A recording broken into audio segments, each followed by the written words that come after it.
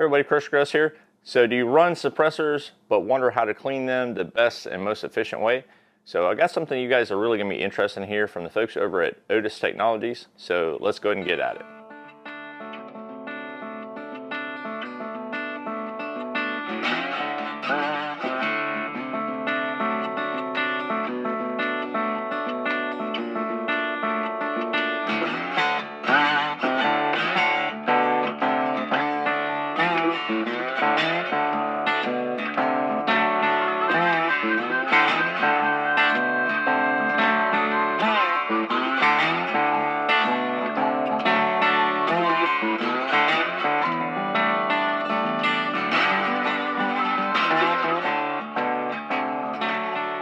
Alright folks, so one of the things about suppressors is keeping these things clean for the long run. When they get dirty and fouled up, you start to lose some of the efficiency of the sound reduction. And also when it comes to your attachments and end caps and stuff like that, they can start to get kind of seized up due to the carbon fouling and whatnot. So I was at SHOT Show back in January, and I saw this kit from folks over at OTIS Technologies. So I was talking with Jared a little bit about this particular kit, and reached out to them, and they sent me one to kind of try out. So much appreciated to OTIS. I am an affiliate with them, so if you're looking for OTIS cleaning products, which I have a whole bunch of OTIS stuff around, been a customer of theirs for years, long before I became an affiliate or started doing content for them. So great folks over there. And I think they're the best in business when it comes to cleaning materials, cleaning tools, and stuff like that. But anyways, with that aside, this is their suppressor cleaning kit, and I'll show you what it comes with. So do a little bit of an unboxing, if you will.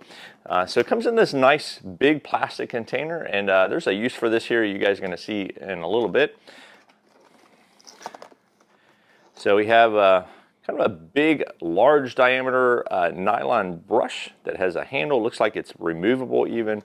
We have just your standard kind of steel toothbrush right here. We have some CLP. We have a suppressor cleaning solution concentrate, so we're definitely going to be needing that. We have a microfiber gun cleaning cloth. And then also, we have two other toothbrushes. So we have a nylon bristled brush. We have a bronze bristled brush. Bristled. I can't say that word today. Bronze bristled. Sometimes words are hard, guys. And we have a steel one. So it looks like three different types of materials for different uses. So if it's something you don't want to scratch up, obviously you're going to want to use the nylon, or you're going to want to use the bronze. And then if it's something that's really hard to get off and you're not worried about scratching, the steel brush will be the way to go. Steel bristled, bronze bristled. Yeah, all right. Anyways, enough of that. All right, and then we have, down in the bottom here, we have a couple cleaning gloves. Now, I will tell you right away, when it comes to cleaning firearms and especially cleaning suppressors, there's a lot of carbon and gook and stuff that gets in here that you really don't want to ingest in your body, let's say. So always wear proper protection, eye protection, hand protection in the form of gloves when you're touching. There's going to be lead and steel and copper and carbon and all that nasty stuff. You just don't want to get on yourself. So definitely make sure you wear your protection. All right, so here's what we got to do. So this particular suppressor, it does have an end cap on here, and I would like to remove this just to expose the last baffle a little bit. So I'm going to do that off camera because YouTube. So anyways, be right back with that. All right, so I got my end cap off here. I'll probably throw this in the solution as well and do some cleaning of this. One of the things, if you're not aware, for your end caps, your attachment, anything that threads on your suppressor, using some high temp anti-seize is highly recommended. So you don't need a whole lot on there, but just a little bit will make life easier when it comes time to service your suppressor. So I'm going to set that guy down there, and as you guys can see, it is pretty dirty inside the suppressor. So, all right, so let's get back to our instructions here. So if I look on the back of the canister, there are a set of very detailed instructions here. So disassemble, of course, if able and desired. So if I had a pistol caliber can, I would be able to take it apart and take the baffles out. Some rifle cans as well, but this is a Rugged Razor 7.62. This is actually a can that I have a crap ton of rounds through it. I mean, you guys have seen this on so much stuff. I mean, the finish is all wore off of it. It has been one heck of a can, but it's due for some service. So anyways, if you're able to take things apart, the more you can take things apart, the better. Place the suppressor thread end up in soaking tube. All right. And then prepare the suppressor cleaning concentrate and add to soaking tube. So let's go ahead and so it says thread end up. So I have threads on both end, but I think what they're talking about is the actual side that attaches to the muzzle end of the firearm. So I'm going to throw this guy in here. All right. Prepare the suppressor cleaning solution concentrate and add to soaking tube. So I'm going to look at the suppressor cleaning solution here, and so it says 1-to-1 ratio of suppressor cleaning fluid concentrate to warm or hot water. So I'm going to need obviously some warm or hot water, hot preferably, and I'm also going to need some of the concentrate here. So let me go ahead and get some hot water in this thing so that we can go ahead and use some of the suppressor solution. All right, so I got some warm water in here, and let's go ahead and add our cleaning solution. So they said about the 1-to-1, so tried to fill about halfway where I was going to fill it with the water, and then do the rest with the solution here. So just above the, yeah. So I used most of the bottle. So this is kind of one of the things. Now, I will say that if you had you actually have enough room in this particular cylinder for a variety of suppressors. So I'm just going to do the one for now, just because I want to see, you know, how it works with just one suppressor. But definitely, it looks like I could throw probably 3 suppressors in here, as long as they're not unusually fat cans. They should be able to go in here. So anyways, I have my cleaning solution in here with my warm tap water. It says for best results, soak for 24 to 48 hours. So, and then afterwards, remove the suppressor, scrub the interior and the exterior with all-purpose brushes and baffle brush. Wipe down the surface with microfiber gun cloth, apply lubricant, all that stuff. So, yeah, so at this point, we're going to let this thing kind of soak. I might kind of shake it up a little bit just to get my solution going on in there. Okay, all right, there we have it. And yeah, so you can kind of see inside of the container there, it's already kind of looking a little bit dark, and I see a little bit of carbon floating around in there. So I'm curious to know how this is going to look after 24 to 48 hours. So I'll probably give it 24 hours because I'm not a patient person. And then we'll kind of take this thing out and show you how it looks. We'll go through using the brush. So this is the main brush that you're going to use, and then you have these different brushes here to kind of get in there and clean the stuff out. But I'm curious to know how this is going to work. But yeah, so anyways, stand by. I might be wearing some different clothes come tomorrow when I pull this stuff apart, but you guys will get a chance to look at it and just see how well this works. All right.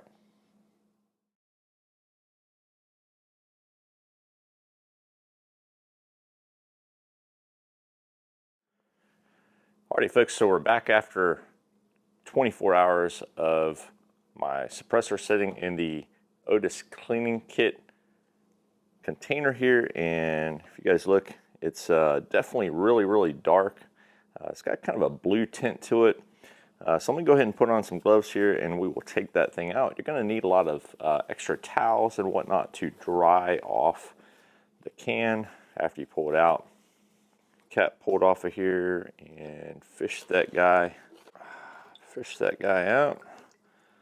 And try to maybe shake it up if there's any additional residue or loose stuff, it should kind of fall out, I would think. And we'll go ahead and get myself a towel here and just kind of dry it off a little bit. Go ahead and set that there for now, and let me see if I can get the end cap out. So fish the cap out of there, and I'm gonna go ahead and seal this stuff up, put it over to the side for now. So, but you can definitely see there's a lot of sediment and stuff down at the bottom that's kind of broken up and fell out of the can. Put that to the side. All right, so here we go. So we got our brush here, so we're going to use that to kind of clean the inside. The blast chamber, probably go and put this back inside the container with the solvent, the clean fluid, whatever you want to call it, to kind of wash that stuff out a little bit more. But I can tell you, there is quite a bit of stuff coming out of here. So if you can look at my glove, that stuff's nasty. So this cleaning solution actually did a pretty good job of breaking up the carbon and stuff inside the can. Like I said, this is a really dirty can. I'm kind of one of those that doesn't clean as often as I should when it comes to stuff. So this was a perfect candidate to go ahead and do some serious cleaning. And yeah, you can definitely see that stuff falling out. So make sure you got yourself, like I said, plenty of rags, nice cleaning mat like this one from OTIS. And I'm wearing a Brownells apron just to kind of protect my clothes anytime I'm doing work here in the shop. My oldest daughter got this for me not too long ago, so it's pretty cool. But so I don't know how well you can see it, but I can see how this chamber here on the end behind the end cap was very, very black, and now you can actually start to see the metal finish once again. So this solution is doing a really good job, and OTIS recommends 24 to 48 hours. I'm right at the 24-hour mark. So I just wanted to see what that would do. Obviously, if you left it in longer, you could probably get a little bit more soaking done and get more off. Yeah, you can definitely see that stuff is cleaning up really nice. So we do got our bristled brushes here. So we have our bronze or brass, we have our steel and our nylon. So kind of start out with the nylon one a little bit, see how that does with getting some of this stuff off. That nylon brush is already just from a little bit of cleaning. I'm gonna go ahead and use this brush here a little bit more, because I think there's more stuff in there that can come out. So maybe it might be just an idea. After you've soaked it for a while in the cleaning solution, 24 to 48 hours, maybe take it out, run a brush through it, clean as much off as you can, and then put it back in there and let it soak longer.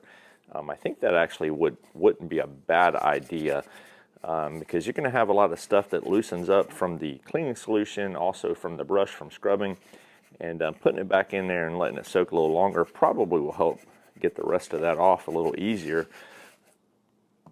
I mean, the brush is definitely pulling a lot of stuff off of here.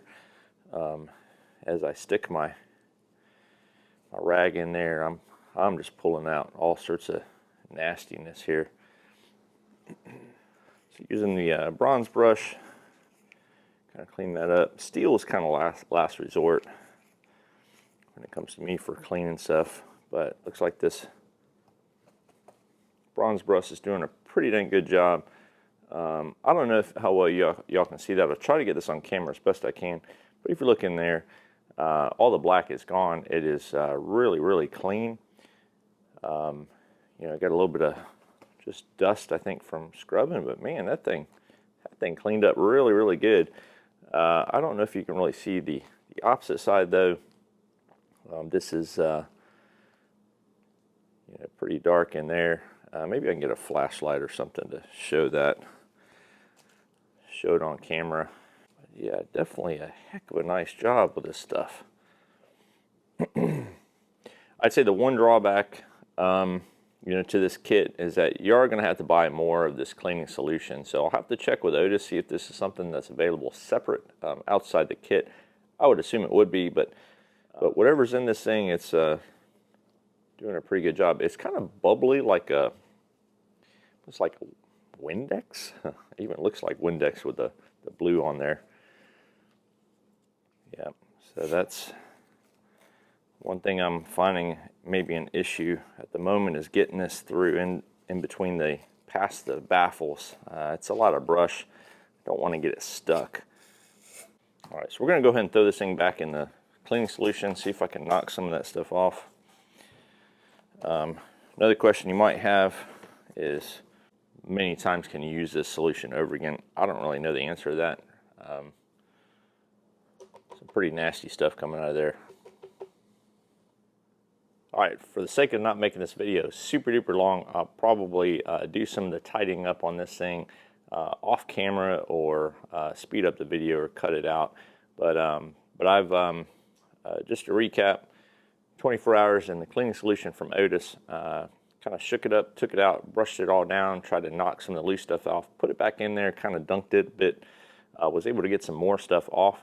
And this guy, if you look on the inside, it is pretty clean. And I'll try to get some still photos close up on this guy, just so you can see how clean it actually turned out.